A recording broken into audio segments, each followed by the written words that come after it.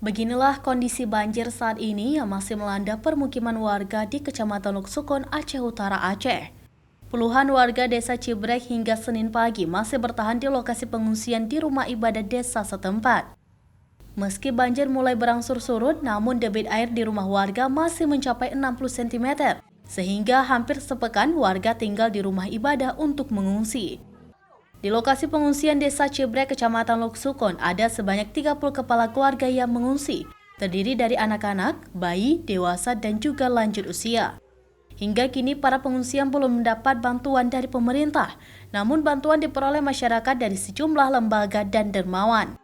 Di lokasi pengungsian, warga pun saat ini sangat membutuhkan perlengkapan bayi, selimut, serta tambahan kebutuhan logistik. Kalau masalah sembako hari pertama, hari kedua, hari ketiga pun itu karena ada marinir dari Lok Semawe.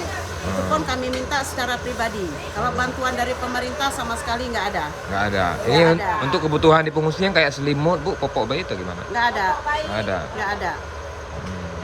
Sudah 6 hari di sini, Bu, ya? 6 hari marini kita ya. Nah, Iya. 6 hari. Kondisi banjir di rumah gimana, Bu? Kalau kondisi banjir jangan tanya lagi lah. Nggak sempat kami ini. Sekarang saya di rumah aja sepinggang. Belum bisa pulang, Bu? Belum.